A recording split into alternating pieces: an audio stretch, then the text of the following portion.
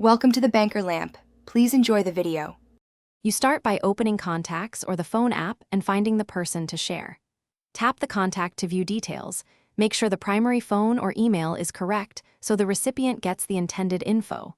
Once the card is visible, scroll to the bottom where the Share Contact option appears. Tap Share Contact to begin. This step triggers the system share sheet so you can choose how to send it.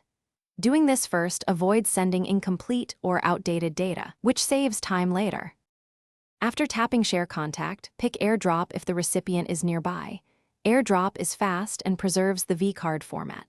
If you choose AirDrop, make sure both Bluetooth and Wi-Fi are on and the other device is discoverable, then accept the transfer on their device. If you pick Messages or Mail, select the recipient, optionally add context, and send the contact attaches as a V-card, VCF. Using Messages keeps a conversation link, while Mail works better for multiple recipients or formal sharing. Finish by asking the recipient to open and import the V-card so you both confirm the contact saved correctly. If AirDrop times out, toggle Bluetooth and Wi-Fi, set AirDrop receiving to everyone briefly, then retry. Network settings often cause failures.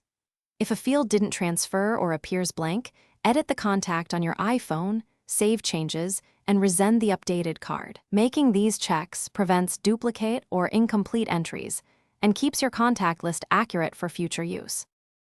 Thanks for watching. If this was helpful, leave a like and consider subscribing. See you next time.